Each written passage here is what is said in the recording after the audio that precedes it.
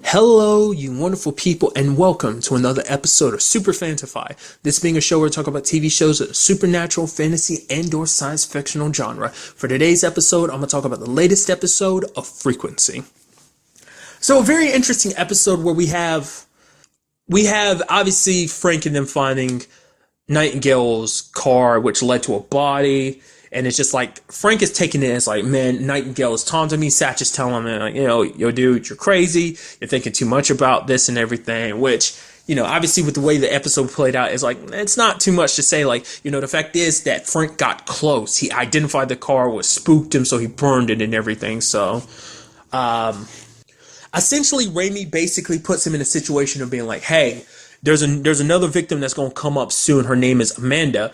We basically use her as bait. Frank's not okay with that. It's like, we can't be doing that. Let's tell her. And he's like, no, because if we do that, we're going to jeopardize everything. She could end up, we could end up making things worse and everything. So they kind of go along with it. They keep some unis on her. Do the same thing with Julie, which Julie's kind of like, I'm freaking out here. It's like, you got to stop this, because it's like, you freaking me out. It's just going to make, Raimi get freaked out, because it's like, hey, she sees how worried I am, which is going to get her worried and everything. And it's like, Frank understands, but it's like, he's not trying to take any chances. I mean, at least Julie is kind of taking this whole situation seriously, because she is scared. I mean, obviously we know that she has the right to be scared, and Frank's trying not to scare her too much, because the whole situation later on when he actually ran into Nightingale, he didn't tell her like that's what the whole situation was about, because he's trying not to terrify her even more, because it's like, she's already scared enough. Why make her scared even more? So, but because I was actually concerned about the whole situation with Amanda, because it's like, okay, the first time they were there, Satch and the other units are kind of out there, along with Frank, are watching her, and they see her walking home, and it's some kid following behind. They stop him, turn out to be a kid who's just trying to sell some bootleg CDs and stuff like that. Now, my mind was kind of like, oh crap, so this means it's going to affect things. So now, because the whole episode, it deals with the whole like thought of like, you cut off a branch, another one grows. So I was like, the moment they interfered there, you happen to find out like, oh, I'll be like, my brain was like, okay, Nightingale sees this, so what he's going to do from now on is like, he knows that they're watching her, so he's going to move up his list, because he already has his eyes set on Julie. So I was like, maybe he'll move up the timetable on Julie, which is kind of what I was thinking, but that turned out not being the case.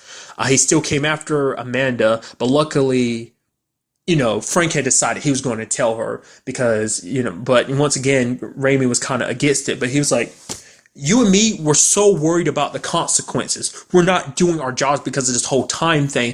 It's like, which is understandable. It's like, there are consequences to every action you make, but it's like, with the future and the past being connected through them, it's like easier to find out like, the long consequences for doing the things they do. So it's like, warning Amanda, telling her about that could have adverse effects on the timeline and everything like that. But it's like, we're cops, we see a victim in front of us. We shouldn't be trying to wait till the last minute to save her. We should be doing everything we can now. It's like, it's affecting my job. It's definitely as hell affecting your job too. It's like, so we just got to be cops, be the best we can, do the best we can. Screw this whole like worrying about the consequences type of situation, or like, how things will kind of unfold later on. So luckily, Frank was able to get to her in time, because he was there to warn her. He was able to come across Nightingale, who beat the smack out of him, which sucked, but it meant that Amanda lived and everything. But sadly, in present day, Raimi gets called in, and it's Amanda, like she died, because you saw that brief moment where Raimi was kind of happy, because it's like Frank did the right thing, because Amanda went off and helped a lot of people. She was in India that entire time, like subsequently, probably during that whole situation, because Nightingale was never caught, so she probably just left the country just to be safe. So she had been gone like this 20 years, and she was off in India and stuff like that. She happens to come back home, and lo and behold, Nightingale got her. And not only did he get her, like, it was kind of, because Satch kind of brings it up to Raimi too, of like, the fact is that Nightingale was kind of taunting, like, he's like, your dad kept thinking like Nightingale was taunting him, and it's like, I didn't think much of it, but now I see the situation now. It's like, he is, because like Nightingale came back after her. Like the moment she came back, like no loose ends. It's like, oh, you got away from me before, but made sure to come back and get her. It's like, why after all these years? Mainly it seems like also to get at Raimi too, because it's like he probably realizes who Raimi's dad was. It's like, oh, your dad's that guy I beat the smack out of and everything. And it's like, oh, he stopped me before, and you are up there on TV talking about trying to get justice for all my victims. Don't worry about it. I got you type of situation. Because the picture what was in her Amanda's hands was a picture he took from Frank that night. It was a picture of Frank, Julie, and Raimi. And it's, once again, is taunting her. Because a big part of this episode I'm kind of skipping over was the fact is that Raimi met a guy named Carl. Carl swears up and down that basically he talks to the future version of himself on his device that he made, kind of basically going all physics on her about the whole time situation and how it works like that and everything. Kind of basically that time kind of, essentially time kind of happens all at once type of thing.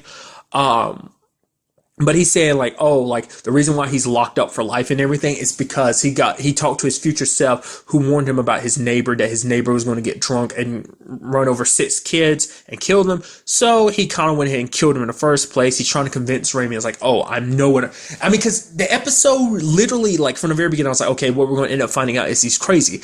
By the end of the episode, we still don't know. Raimi's kind of like giving up on him, but maybe there is some truth to what he is saying, or maybe he is just either he's just crazy or he is trying to manipulate, or maybe it's a combination of two, or maybe there is truth to it. I don't know.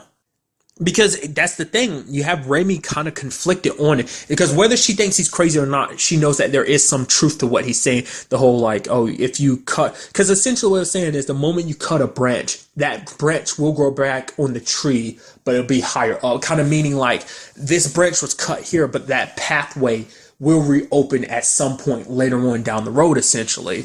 Kind of, and that kind of got proven with Amanda. So the only way to stop that situation is to cut the tree down by the trunk. Is basically in this metaphor, Nightingale's the trunk, and then Raimi's like, so you have to kill Nightingale, telling this to Frank, and Frank's like, no, we'll put him in jail and everything. We're not going to kill him, because even a cop even asked Frank that early in the episode, like, oh, what are we going to do? He's like, we're going to arrest him. He's like, but this sick bastard's done a lot of things. He's like, no, we're going to arrest him, because it's like, yo, he's like, I'm a good cop. Because the whole situation is like Frank was kind of labeled as a dirty cop, so maybe he's trying to do that even more so. But in Julie's case, it's kind of like, no. Like, who's to say this guy won't end up getting out 10 years or 20 years later? And we see what happened with Amanda, that he basically came after her. So who's to say the same thing won't happen to Mom? It's like, oh, we'll be living our lives and everything. Get Mom back just for him to kill her present day. Because it's like the moment you cut the branch, it will grow back at some point. So it's like that pathway is never 100% closed. So kind of being like, almost saying that life is like, there's no way to necessarily change the future. Things are going to go a certain path unless you cut it off at a certain point, and that involves killing Nightingale, which, he's not really all for the thought of killing somebody, because he's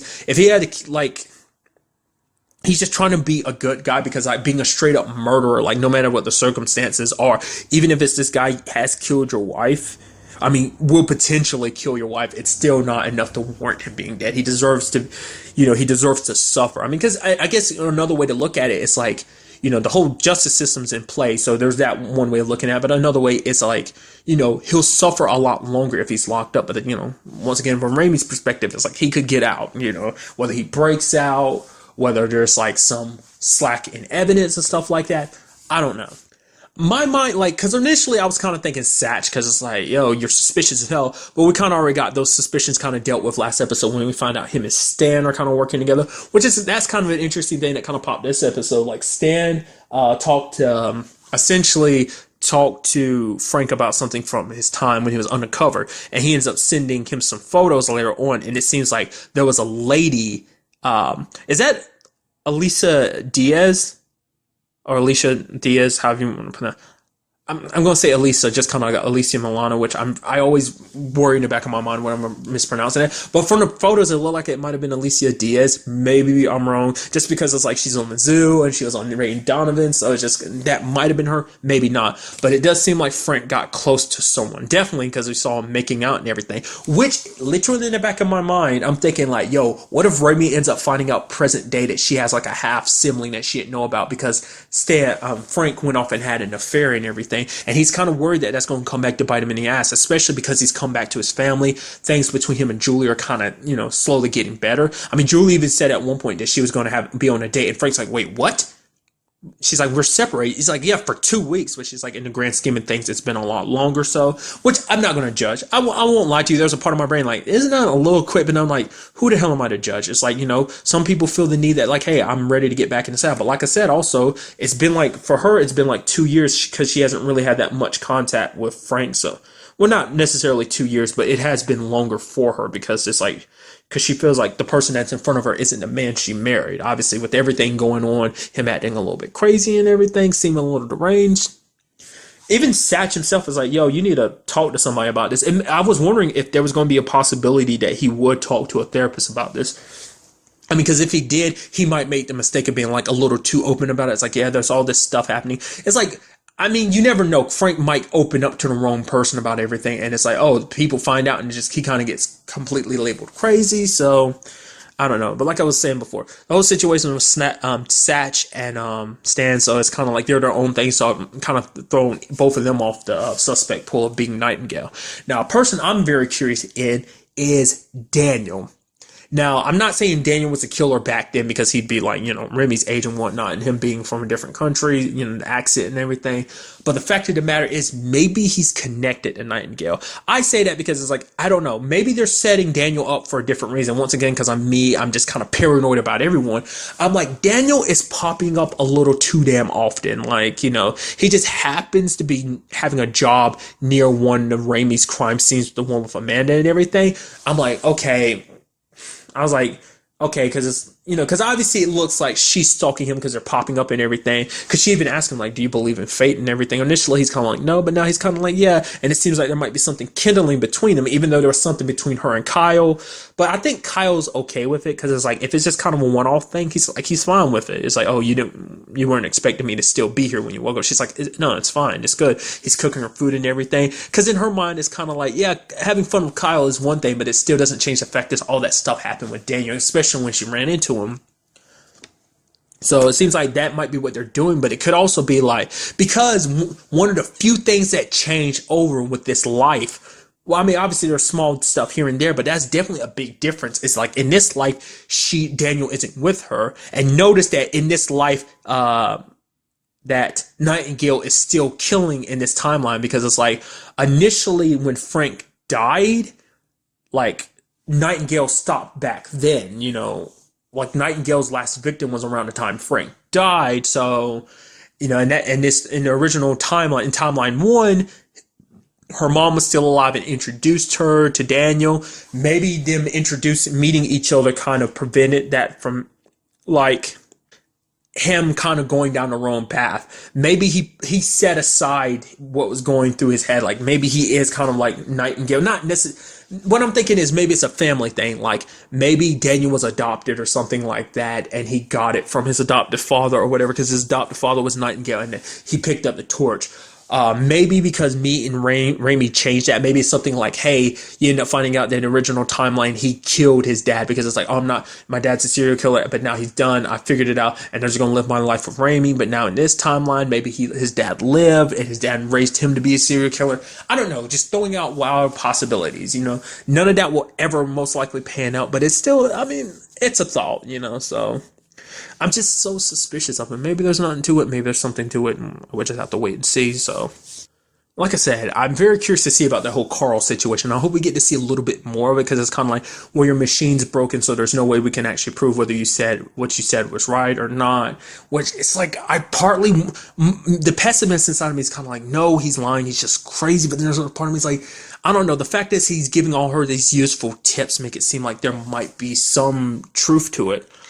I mean, because from what we can see, like, it works, like, the whole situation with Remy and her dad works in the situation of her dad's able to talk to her from the future. So why wouldn't she be able to talk to someone even further in the future? Who's to say it couldn't happen? It's just kind of like, I guess, like, you know, once the right frequency and wavelengths kind of hit, you know, once those frequencies and wavelengths kind of got supercharged, maybe that's what kind of, was able to gap the divide in time or something like that. I know that's not making any sense, but it's like, who's to say maybe that might not be something that happens eventually, that Raimi is able to talk to herself from the future to kind of get a little more tips about what to do. I mean, granted, that's dangerous in itself because like, knowing the future is a very bad thing. I mean, we see it it's basically screwing over Frank's life as we see it. What else am I watching that has that concept of like, oh, knowing the future basically screws you over?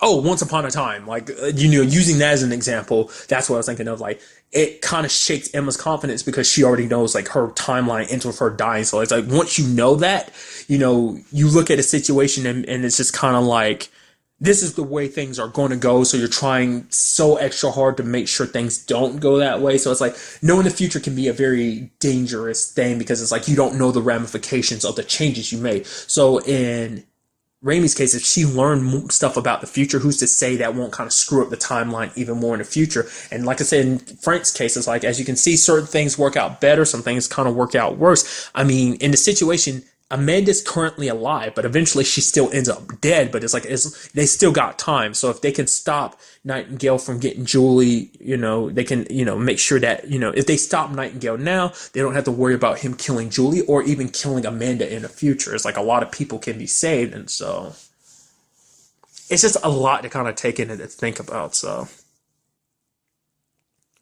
And like I said, I'm also curious about the whole situation with Frank's affair. Like, I get, obviously, that's kind of be thrown in his life. Obviously, she's going to make some appearances, like, because she's connected to his undercover life and everything. So it doesn't justify, because he still had a wife and daughter waiting for him. So it doesn't justify doing what he did, even if it was for the sake of cover.